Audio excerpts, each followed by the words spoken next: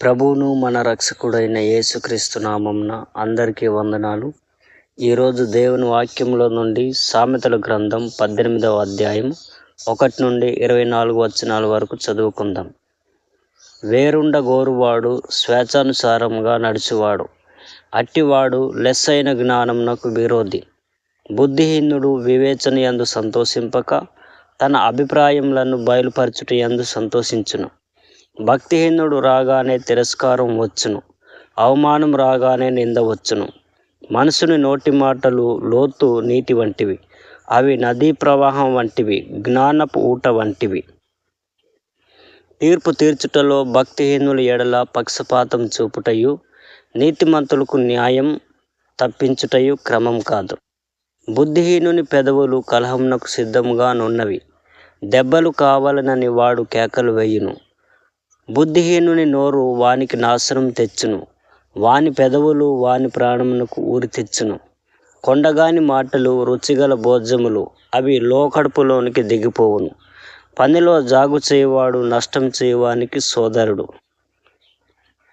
యెహోవా నామము బలమైన దుర్గం, నీతిమంతుడు అందులోనికి పరిగెత్తి సురక్షితంగా నుండును.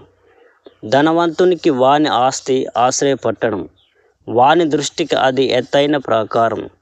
ఆపత్తు రాకమునుపు నరుని హృదయం అతిశయపడును, ఘనతకు ముందు వినయముండును. సంగతి వినక ముందు ప్రత్యుత్తరమిచ్చువాడు తన మూఢతను బయలుపరిచి సిగ్గునందును. నరుని ఆత్మ వాని వ్యాధి నోర్చును, నలిగిన హృదయమును ఎవడు సహింపగలడు? జ్ఞానుల చెవి తెలివిని వెతుకును, వివేకం గల మనసు తెలివిని సంపాదించును. ఒకడు ఇచ్చు కానుక వానికి వీలు కలుగజేయును, అది గొప్పవారి ఎదుటకి వానిని రప్పించును. వ్యాజ్యమందు వాది పక్షం న్యాయంగా కనబడును, అయితే ఎదుటివాడు వచ్చిన మీదట వాని సంగతి తేటపడును. చీట్లు వేయుట చేత వివాదములు మానును, అది పరాక్రమశాలులను సమాధానపరచును.